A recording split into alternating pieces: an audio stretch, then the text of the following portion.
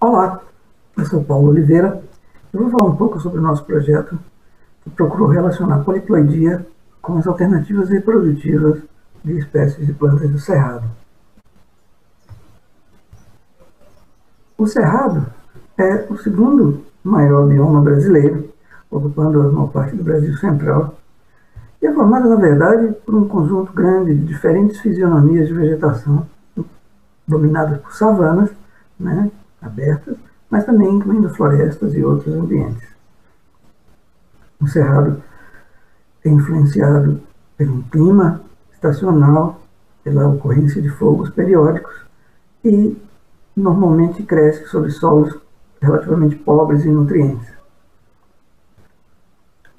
O Cerrado tem sido considerado um hotspot de conservação em função da grande diversidade de espécies, especialmente de espécies de plantas. E sistemas, o Cerrado é a principal fronteira agrícola do Brasil, essas áreas e esse bioma está sendo muito ameaçado por essas atividades agropecuárias e no futuro é possível que exista uma grande perda de espécies em função exatamente desses problemas de uso intensivo e destruição da vegetação. Apesar do clima estacional e dos solos relativamente pobres, o Cerrado apresenta não só uma enorme diversidade de plantas, mas também uma enorme diversidade de interação entre plantas e polinizadores, por exemplo, e outros grupos de animais. Além disso, essas plantas de cerrado, pelo menos as plantas lenhosas, dependem, em sua ampla maioria, da interação com esses animais para o processo de polinização e de reprodução. Mais de 80% das plantas nessas áreas de vegetação do cerrado são alógamas obrigatórias, isso é, dependem desses polinizadores para completar o seu ciclo reprodutivo. Mas nem todas as plantas são alógamas e dependem dos sistemas de polinização. A gente sabe, na verdade, hoje em dia, que existe um mosaico de diferentes alternativas reprodutivas entre essas plantas que ocorrem na região. Entre as angiospermas, a gente tem, claro, formas de reprodução sexuada, mas também a gente tem formas de reprodução assexuada, além das formas de multiplicação vegetativa, processos que envolvem a reprodução assexuada com formação de sementes, a gente pode chamar de uma maneira geral de processos de apomixia. A apomixia, aparentemente, é comum no cerrado, aparece em vários grupos, e especialmente na família Bignoniaceae, na família Malvaceae, Bombacoidea, antiga Bombacácea, e na família Melastomataceae. Só um exemplo, na família Melastomataceae, que a gente tem mais dados, cerca de 39% das espécies da família de uma maneira geral e quase 63% das espécies da tribo Mycone, estudadas até o momento, apresentam apomixia. E muitas dessas plantas apomíticas são poliembriônicas, isto é, produzem sementes com muitos embriões. Falando um pouquinho mais em detalhe da família Malvaceae, Bombacoidea, as antigas Bombacácea, essa é a família de muitas plantas tropicais, talvez o exemplo mais chamativo seja o baobá. Mas a gente trabalhou muito no cerrado aqui com um grupo diferente, o gênero Erioteca, que são árvores um pouco menores e muito comuns em savanas tropicais, neotropicais. A gente tem duas espécies muito comuns aqui na região, Erioteca gracilips e Erioteca pubescens, e a gente sabe que essas plantas podem ser monoembriônicas ou poliembriônicas. Essas plantas poliembriônicas produzem isso aqui, é o saco embrionário, produzem vários embriões de origem adventícia. E a gente sabe hoje em dia que essa poliembrionia está associada a processos de reprodução orgânica, processos de apomixia. Existem nas duas espécies populações que são poliembriônicas e provavelmente apomíticas, mas também existem populações que são monoembriônicas e provavelmente apenas sexuais, não tem processos de apomixia envolvidos, que a apomixia está associada a populações e a plantas que são hexaploides. Isto é, então a poliembrionia e a apomixia, na verdade, estão associadas com determinados grupos dentro dessas espécies, né, que são hexaploides, 2N igual a 276, tanto em Eriotheca gracilipes quanto em Eriotheca pubescens. A gente sabe também que existem certas características morfológicas, inclusive, que estão associadas, né, a essas diferenças de ploidia e de sistemas de reprodução. E parte do nosso projeto, inclusive, foi tentar desvendar melhor a distribuição desses citotipos dentro das espécies. Né? Trabalhando com Eriotheca pubescens, por exemplo, né, a gente vê aqui em azul que o tamanho dos estômatos são muito maiores, tanto em altura quanto em largura, né, nas plantas hexaploides do que nas plantas tetraploides, que são sexuadas, e nas plantas diploides, né, desse complexo de Eriotheca pubescens. Né. Na verdade, a espécie está dividida hoje em dia em dois diferentes grupos, Eriotheca pubescens e Eriotheca estevese, e essa Eriotheca estevese seriam essas plantas diploides. A gente também sabe, e novamente outro resultado do projeto, que essas plantas apresentam diferentes tamanhos de genoma. Usando citometria de fluxo, a gente conseguiu medir o tamanho do genoma, né, e a gente sabe que as diferenças de cromossomos, o número cromossômico nessas espécies, estão associadas diretamente e linearmente com o tamanho do genoma.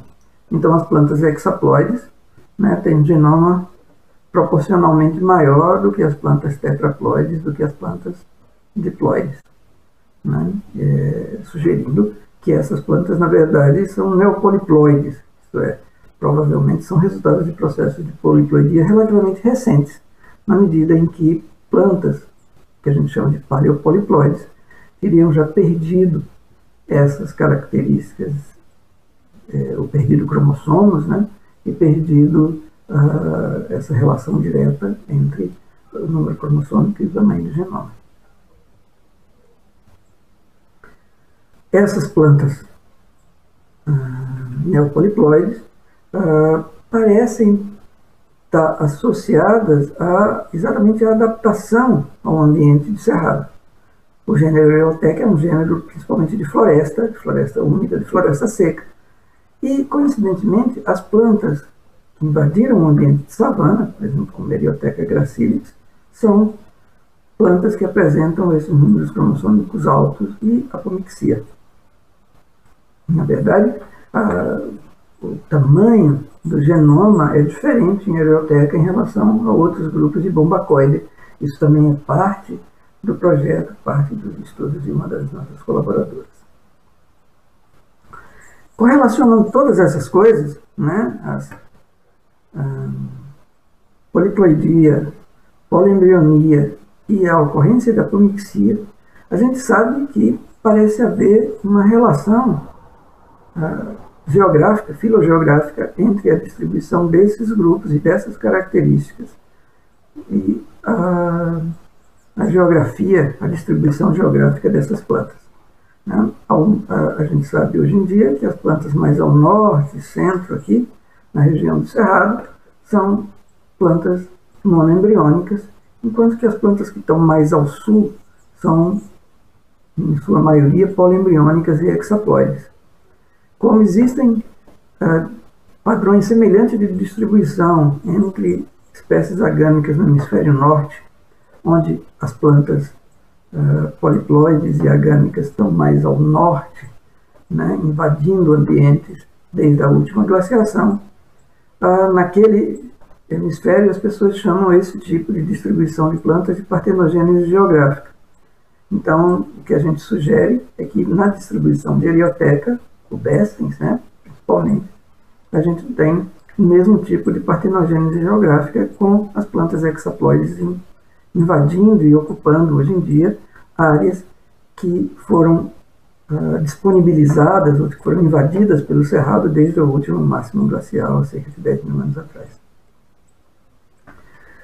Nós também tentamos estudar os dados, sequenciar, né, porções do DNA do cloroplasto para tentar ver se essas características e essa diferenciação do DNA cloroplástico, em um certo sentido, corroborava a distribuição dessas plantas, e a gente viu que até certo ponto sim, essas populações mais ao sul são mais conservativas em termos de genoma, em termos de DNA cloroplástico, né? Então, basicamente um único haplótipo que é mais comum nessa região.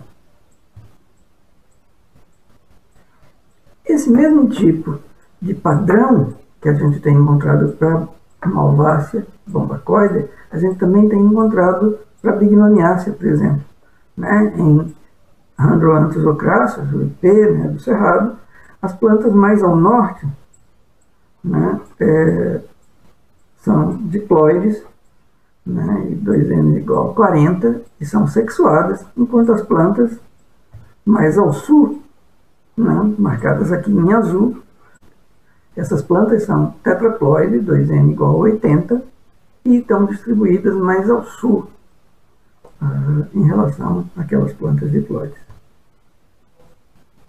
A gente não tem dados semelhantes para Melastomatácea, apesar de que a gente sabe que existem diferenças também no tamanho do genoma, né, e existem diferenças de ploidia em várias espécies de Melastomatácea, mas a gente não conseguiu ainda associar essas diferenças de ploidia com a ocorrência de apomixia, que é muito comum nas plantas desse grupo. Em Miconia albicans, por exemplo, né, as plantas apomíticas são praticamente estéreis em termos de pólen e produzem grandes quantidades de fruto, basicamente de maneira autônoma. Então, elas têm uma apomixia autônoma, que não exige nenhum tipo de polinização. De qualquer maneira, tanto as plantas de Malvácia bombacoide, quanto de Bignoniacea, quanto das Melastomatáceas, que são apomíticas, são extremamente bem distribuídas no cerrado, né, então entre as espécies de plantas mais comuns na região. Qual é a consequência disso para as plantas de cerrado de uma maneira geral? Né?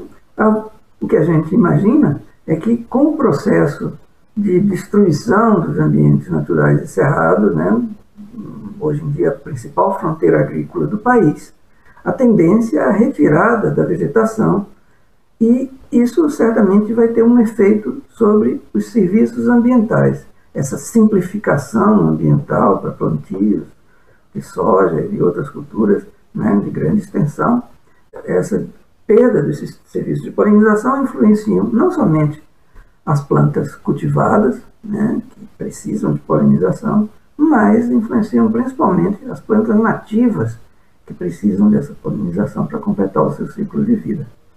A consequência disso, então, é que, com a diminuição dos serviços de polinização, aqueles grupos de plantas que apresentam a apomixia como uma alternativa reprodutiva podem ser muito favorecidos, né? A gente fica imaginando que o futuro do cerrado será, por exemplo, como nessa área aí, onde tem um monte de plantas de Miconia albicans, uma planta basicamente apomítica, autônoma, que praticamente não produz pólen, não atrai polinizadores, mas que ao mesmo tempo produz grandes quantidades de frutos que atraem agentes dispersores.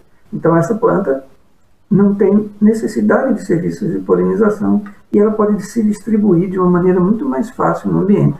Então essas plantas não produzem pólen e dessa maneira não são atrativas para as abelhas. Então o que a gente acredita é que a apomixia, né, como uma alternativa, mesmo que crie problemas reprodutivos para essas plantas, né, pode ser uma forma delas conseguirem sobreviver nesses ambientes fragmentados e destruídos de cerrado. O que a gente teme é que essas plantas apomíticas tenham uma vantagem muito grande e passem a ser as plantas mais importantes, né, na região do cerrado, diminuindo a diversidade e variedade de plantas na região. Obrigado.